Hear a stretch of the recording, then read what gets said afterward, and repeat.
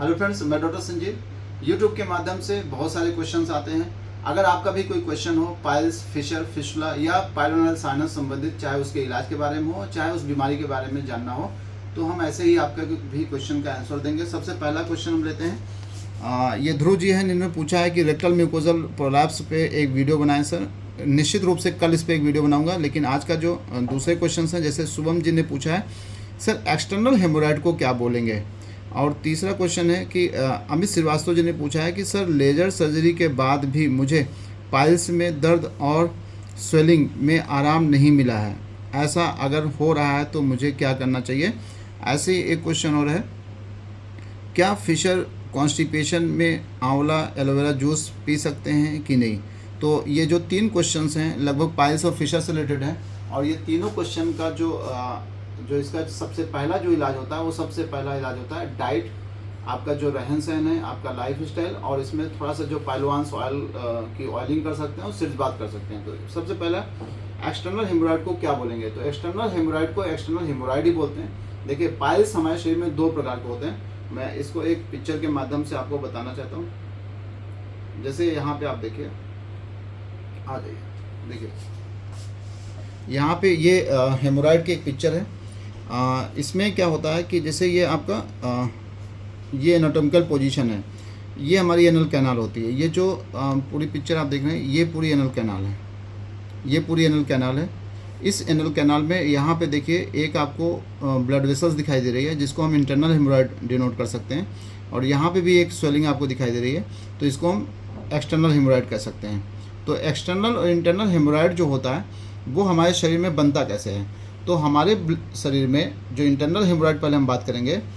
Internal haemorrhoid हमारे शरीर में जो हमारी सुपीरियर रेक्टल वेन होती है, सुपीरियर रेक्टल वेन, एक ये सुपीरियर रेक्टल वेन है और यहाँ पे इन्फीरियर रेक्टल वेन है। तो जो सुपीरियर रेक्टल वेन होती है, जब उसमें स्वेलिंग आ जाए, जैसे ये वेन है, जब इसमें स्वेलिंग आ जाए, यानी ये जब स्वेल कर जाए और जब इसमें इन्फ्लामेशन हो जाए, तो दो कंडीशन होती है। जब हमारे वेन में स्वेलिंग आ जाए और इन्फ्लामेशन हो जाए, तो उसी को हम इंटरनल हेमोराइड कहेंगे। जबकि जब तक इसमें सूजन यानी स्वेलिंग नहीं थी, जब तक इसमें इन्फ्लामेशन नहीं था, तब तक ये पाइल्स यानी इंटरनल हेमोराइड तो थे, लेकिन ये पैथोलॉजिकल नहीं थे, यानी ये बीमारी करने वाले कारण नहीं थे। तो इंटरनल हेमोराइड में जब इंटरनल जो सुपीरियर रेक्टल वेन होती है, जब उसमें स्वेलिंग आ जाती है, जब उसमें इन्फ्लामेशन हो जाता है, तो उसको हम इंटरनल हेमोराइड कहते हैं। और जब इन्फीरियर रेक्टल वेन में स्वेलिंग आ जाए और इसमें जो इन्फ्लामेशन हो जाए, तो उसको हम एक्सटर्नल हेमोराइड कहते हैं। तो यानी जो हेमोराइड होता है हमारे शरीर में दो प्रकार का होता है, एक होता है इंटरनल और एक होता है एक्सटर्नल। अगर थोड़ा सा और हम इसको डिटेल में देखें तो कुछ ऐसे आपको दिखाई देगा। यहाँ पे देख सकते हैं, ये यहाँ पे देखिए, ये यहाँ पे आप देख सकते हैं, ये देखिए, ये है इंटरनल हेमोराइड। यहाँ पे आप देखिए, ये है इंटरनल हेमोराइड और ये है एक्सटर्नल हेमोराइड। अब क्या होता है, जो इंटरनल हेमोराइड होते हैं, इसमें आप देखिए यहाँ पे कई प्रकार के, देखिए एक थोड़ा बड़ा दिख रहा है, एक उससे छोटा, एक छोटा, एक उससे छोटा।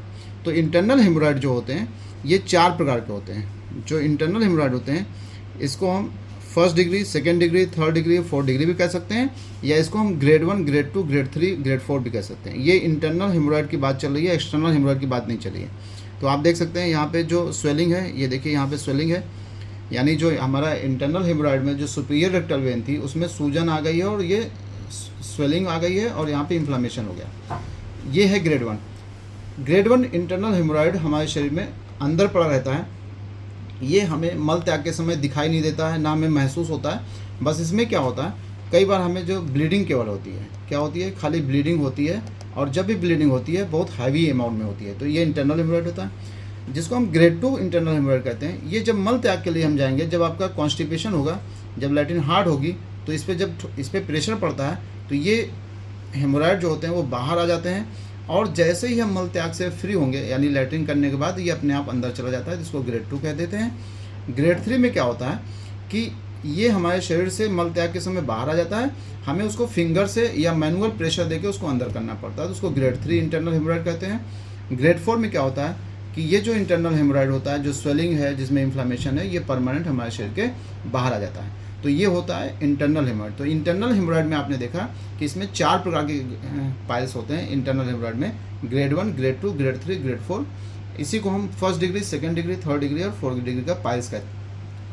लेकिन जो एक्सटर्नल हेमोराइड होता है, यहाँ पे आप देखिए, यहाँ पे एक्सटर्नल हेमोराइड में ग्रेडिंग नहीं होती है, क्योंकि ये क्या होता है, ये तो बाहर ही रहता है, तो इसलिए एक्सटर्नल हेमोराइड को एक्सटर्नल हेमोराइड ही कहेंगे। जब इसमें सूजन आ जाती है, जब इसमें इन्फ्लामेशन आ जाता है, जब इसमें स्वेलिंग आ जाती है, तो ये पैथोलॉजिकल हो जाता है, यानी इसको फिर इलाज की ज़रूरत पड़ती है। अदरवाइज एक्सटर्नल हेमोराइड में कोई भी सर्जिकल प्रोसीजर तब तक नीड नहीं पड़ती जब तक उसमें कोई आपको परेशान ना करना पड़े, जैसे उसमें बहुत ज़्यादा पेन ना होने लगे, बहुत ज़्यादा वो इन्फेक्टेड ना हो जाए, या उसमें इन्फेक्शन होकर पस ना पड़ने में कई बार अर्श जैसे, मतलब ये पैथोलॉजिकल तब होता है जब आपको वो सिम्टोमेटिक यानी सिम्टम प्रोवाइड करने लगे। तो इसलिए एक्सटर्नल हेमोराइड को एक्सटर्नल हेमोराइड ही कहेंगे। इसमें ग्रेडिंग नहीं होती है, ग्रेड 1, ग्रेड 2, ग्रेड 3, ग्रेड 4 जो होता है वो केवल इंटरनल हेमोराइड के लिए होता है। और जो इंटरनल हेमोराइड होता है और एक्सटर्नल हेमोराइड की पहचान कैसे करेंगे आप, देखिए ये है इंटरनल। और इंटरनल हेमोराइड जो होता है वो हमारे शरीर में लगभग 2.5 सेंटीमीटर से ज़्यादा अंदर होता है, यानी जो एनल वर्स होती है, जो गुदा मार्ग होता है, उससे लगभग 2.5 सेंटीमीटर अंदर होता है जो इंटरनल हेमोराइड होता है। जो एक्सटर्नल हेमोराइड होता है वो हमेशा बाहर रहता है, वो गुदा मार्ग बाहर होता है। जो इंटरनल हेमोराइड होता है वो रेड कलर का दिखाई देता है, इसको रेड चेरी कलर भी बोलते हैं, एकदम लाल लाल दिखाई देता है। और जो एक्सटर्नल हेमोराइड होता है वो आपकी बॉडी का जो कलर होगा, अगर ब्राउन कलर है उस समय तो ब्राउन है, हल्का सा ब्लैकिश ब्राउन है तो ब्लैकिश ब्राउन कलर का होगा। तो दोनों में ये अंतर होता है, इंटरनल और एक्सटर्नल में। तो एक क्वेश्चन का आंसर हुआ। दूसरा क्वेश्चन जो उन्होंने पूछा था कि लेजर सर्जरी के बाद भी उनको जो है पेन हो रहा है, तो एक बार जिन सर्जन ने आपका ऑपरेशन किया बेटा, एक बार आप उनसे मिल लीजिए। कई बार क्या होता है, सर्जरी के बाद हो सकता है कि जो एनल स्टेनोसिस एक कंडीशन होती है कि जिससे गुदा मार्ग पे हल्का सा उसको सिकुड़ गया, मतलब वो गुदा मार्ग आपका जो एनल वर्स था उसका ल्यूमेन था वो थोड़ा नैरो हो गया, जब आप मल त्याग के ले गए तो आपको मलद्वार पे चोट लग गई, यानी आपको फिशर बन गया। क्योंकि इंटरनल पाइल्स में इतना पेनफुल नहीं होता है, अगर फिशर आपको हो गया है तब आपको पेन हो रहा हो सकता है कि आपको हार्ड स्टूल आने की वजह से, आपको कॉन्स्टिपेशन की वजह से वहाँ पे चोट लग गई है, इसकी वजह से आपको पेन हो रहा है। तो एक बार आपने जिन भी सर्जन से आपने ऑपरेशन कराया एक बार उनसे मिल लीजिए, कहीं आपको पाइल्स जो है वो तो ठीक हो गया, कहीं आपको फिशर तो नहीं हो गया। अगर फिशर हो गया है तो सबसे बेस्ट तरीका भी मैं बताऊंगा कैसे आपको इसको मैनेज करना है। फिलहाल अपने डॉक्टर से पहले मिल लीजिए, वो जो बताएं उसके साथ साथ अगर आप वो करोगे तो आपको जरूर आराम मिलेगा। तीसरा जो क्वेश्चन उन्होंने पूछा था कि क्या फिशर कॉन्स्टिपेशन में मैं आंवला एलोवेरा जूस पी सकता हूँ? बिल्कुल पी सकते हैं। आंवला और एलोवेरा जूस, जो कि आंवला जो होता है वो विटामिन सी का मैक्सिमम जो है उसमें सोर्स होता है। विटामिन सी जो होता है किसी भी घाव को भरने के लिए बहुत ही ज़रूरी जो होता है, ये एक तरह से विटामिन होता है। और जो एंटीऑक्सीडेंट की हम लोग बात करते हैं, अगर 3 विटामिन ए, ई और सी, ये 3 ऐसे विटामिन होते हैं जो आपके बॉडी में एंटीऑक्सीडेंट की तरह काम करते हैं, आपकी बॉडी में हीलिंग प्रॉपर्टी को बढ़ा देते हैं, घाव को भरने में हेल्प करते हैं, पहला। दूसरा, आंवला जूस में जो फाइबर्स होते हैं, जो एलोवेरा जूस में फाइबर्स होते हैं वो बहुत सॉफ्ट होते हैं। देखिए फाइबर भी 2 प्रकार का होता है, एक होता है कि हार्ड फाइबर, एक होता है सॉफ्ट फाइबर। जैसे अगर आप देखें तो जैसे खजूर का फाइबर देखिए तो वो थोड़ा हार्ड होता है, लेकिन अगर आप किशमिश का फाइबर देखें तो सॉफ्ट होता है। तो हमें ऐसा डाइट लेना चाहिए जो सॉफ्ट फाइबर का हो, फाइबर ज़्यादा हो लेकिन ऐसा फाइबर हो जो सॉफ्ट हो। देखिए हम लोग अमरूद खाने से मना करते हैं, आपने देखा होगा कई वीडियोस में हमने बोला कि भाई अमरूद ना खाइए, अगर आपको सिर्फ कॉन्स्टिपेशन है तब तो अमरूद खाइए, अगर आपको कॉन्स्टिपेशन के साथ साथ पाइल्स या फिशर है तब अमरूद ना खाइए। क्योंकि आपने देखा होगा जब आप अमरूद खाते हैं तो आपकी मल की मात्रा बढ़ जाती है। अगर आप आधा केजी अमरूद खाते हैं तो आपका जो मल होगा वो भी आधा केजी के आसपास आएगा शरीर में। और सोचिए आपकी गुदा मार्ग पे लगी है चोट, जब आपके शरीर से ज़्यादा मल निकलेगा तो आएगा कहाँ से? गुदा मार्ग से तो आएगा। तो वहाँ पे जो अमरूद के दाने होते हैं ना, वो पचते नहीं हमारे शरीर में, वो निकलते वहीं से हैं, तो उससे चोट लग जाती है। तो ऐसा फाइबर लीजिए, जैसा कि आपने कहा आंवला एलोवेरा जूस बहुत अच्छा होता है, आप इसको पीजिए, लेकिन किसी भी डॉक्टर की सलाह से पीजिए। अमाउंट कितना लेना है, 10 ml लेना है, 15 ml लेना है, 20 ml लेना, ये आप किसी डॉक्टर की एक बार सलाह से लीजिए। बाकी एक मैं डाइट का आपको बता देता हूँ, चाहे वो पाइल्स हो या फिशर हो या कोई भी आप ट्रीटमेंट ले रहे हैं मलद्वार संबंधित, तो इस तरह की अगर आप डाइट फॉलो करते हैं तो आपको बहुत आराम मिलेगा। और हम लोग जितने भी हमारे जो पेशेंट्स होते हैं उनको हम लोग कोशिश करते हैं कि यही डाइट उनको देते हैं। यहाँ पे जब देखिए, पहले यहाँ से समझते हैं, ये हमारी बड़ी आंत होती है। अब बड़ी आंत का जो काम होता है वो मल को स्टोर करना होता है। जैसे ये हमने जो भी खाना पीना खाया है, ये हमारी छोटी आंत यहाँ पे आके पूरा स्टोर कर यहाँ पे इसको बड़ी आंत में डाल देता है। जब यहाँ पे हमारा मल बनता है, जहाँ सीकम का एरिया होता है, ये सीकम है, ये कोलन का हिस्सा है। कोलन का ये जो है ये डिसेंडिंग है, ये जो है ट्रांसवर्स कोलन है, और ये असेंडिंग है, ये ट्रांसवर्स है, ये डिसेंडिंग कोलन है। तो जब यहाँ पे मल हमारे शरीर से आगे बढ़ता है, हमारे शरीर से पास होने के लिए, तो धीरे धीरे क्या होता है, यहाँ पे जो सिग्मॉइड कोलन होता है वहाँ पे आके मल स्टोर हो जाता है। यहाँ तो ये लिक्विड के फॉर्म में होता है, लेकिन यहाँ पे ये थोड़ा थोड़ा सॉलिड होना शुरू हो जाता है। तो जब हमारा मल यहाँ पे सॉलिड हो जाएगा, तो सब सॉलिड मल हमारे मल द्वार से निकलेगा, तो हमें चोट लग जाती है गुदा मार्ग पर, और चोट लगने से हमें पाइल्स या फिशर की समस्या बढ़ जाती है। तो इसलिए कहते हैं कि ऐसा खाना खाइए जो मल एक बार में हो, आपके शरीर से निकले, बिल्कुल सॉफ्ट हो और कम मात्रा में निकले, जब आपको पाइल्स या फिशर की समस्या है तो अगर इस तरह की डाइट अगर आप लेते हैं, ये देखिए जितना ज़्यादा आपका मल में सॉफ्टनेस रहेगी, जितना ज़्यादा आपका मल सॉफ्ट रहेगा, उतना ज़्यादा आपका यहाँ पे चोट लगने की संभावना भी कम होती जाएगी। अगर आपको चोट लगेगी तो फिशर की समस्या बढ़ेगी, अगर पाइल्स है तो पाइल्स की समस्या बढ़ेगी। तो कोशिश करिए कि आपका डाइट ऐसा होना चाहिए, खाना जिससे आपका मल बिल्कुल सॉफ्ट बने। जितना ज़्यादा स्टूल सॉफ्ट होगा, उतना ज़्यादा आपको चोट लगने की संभावना कम बनेगी, और जितना ज़्यादा चोट लगने की संभावना कम बनेगी, उतना ज़्यादा आपको पाइल्स और फिशर में अगर है तो राहत मिलेगी, आराम मिलेगा, अगर नहीं है तो जीवन में बनने की संभावना भी कम हो जाएगी। तो खाने में 70% डाइट लगभग हम लोग यही बताते हैं। खूब सारा फल खाइए। फलों में भी देखिए डिपेंड करता है कि अगर आपको डायबिटीज़ है, या अगर आपको कोई और सिस्टमेटिक डिजीज़ है, कोई बीमारी चल रही है, कोई किडनी की डिजीज़ है या कोई और बीमारी है, तो प्लीज़ उस बीमारी को ध्यान में रखते हुए जो डॉक्टर आपको डाइट बताएं वही फॉलो करिएगा।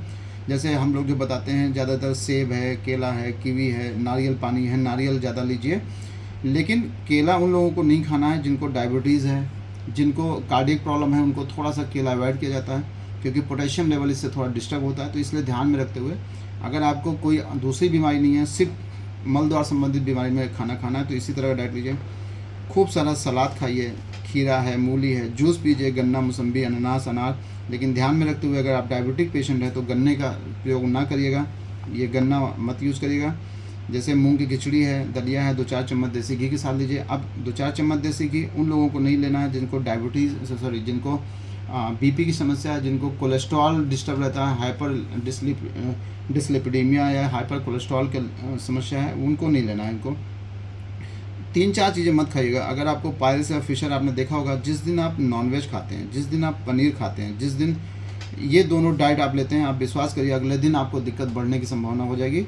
तो कोशिश करिए कि नॉनवेज, पनीर, अमरूद का सेवन ना करें अगर आपको पाइल्स या फिशर है तो। बाकी अगर पेट नहीं साफ हो रहा है तो आप अमरूद खाइए, पपीता खाइए, चाहे जितना खाइए। लेकिन पाइल्स है तब कॉन्स्टिपेशन के लिए जो है अमरूद, पपीता, ये नॉनवेज, पनीर ना खाइए। इसके साथ साथ आप जैसे मखाना है, किशमिश है, अंजीर है, इनको 10-10 दाने भिगो के लीजिए, 2 दाने अंजीर भिगो लीजिए। आपका पेट बहुत साफ़ होगा। जब पेट साफ़ होगा तो आप विश्वास करिए आपको चोट नहीं लगेगी। और सुबह लैट्रिन जाने से पहले या तो जात्यादी तेल या पाइलवांस, हम लोग जो रिकमेंड करते हैं ज़्यादातर पाइलवांस ऑयल को बताते हैं। सुबह लैट्रिन जाने से पहले ऑयलिंग कर लीजिए। ऑयलिंग करने से क्या फ़ायदा होगा कि आपके जो गुदा मार्ग है उसके चारों तरफ एक ऑयल की लेयर हो जाएगी, मल के चारों तरफ एक ऑयल की लेयर हो जाएगी। तो आप जब सुबह मल त्याग के ले जाएंगे तो लैट्रिन आराम से फिसल के बाहर चली जाएगी और इसमें चोट कम लगेगी। जब चोट कम लगेगी तो आपको पाइल्स फिशर में बहुत आराम लगेगा। एग्जाम्पल मैं आपको बताता हूँ, जैसे हम लोग के मुंह में जब छाले निकल आते हैं तो हम लोग क्या करते हैं, कोई ना कोई जेल लगाते हैं या जैसे कोई ऑइंटमेंट लगा देते हैं, ताकि जब हम खाना खाएं तो जो हमारा फूड मटेरियल है वो हमारे स्किन, मतलब जो हमारी म्यूकोसा मेम्ब्रेन है, उस पर ज़्यादा रब ना करे, उस पर फ्रिक्शन ना क्रिएट करे, तो हमें पेन भी कम होगा। इसी तरह अगर मलद्वार पे पाइल्स है, फिशर, अगर उस पर कोई हार्ड स्टूल आ गया, सूखा हुआ मल आ गया या पत्थर जैसा मल, अगर चूँकि आपने देखा होगा जब हम मल त्याग के ले जाते हैं तो मल का जो पहला हिस्सा होता है वो कंकड़ जैसा कई बार हो जाता है, जब वही निकलता है तभी हमें चोट लगती है। बाकी जो पीछे का मल होता है वो तो सॉफ्ट होता है। तो अगर मल का पहला हिस्सा सॉफ्ट है तो आपको मलद्वार पे चोट कम लगेगी और आपको पाइल्स, फिशर जो भी आपको समस्या मलद्वार में, उसमें आपको देखेगा, आपको जल्दी राहत मिलेगी। और अगर नहीं बीमारी है तो ईश्वर करे जीवन में कभी ऐसा नहीं होगा। धन्यवाद।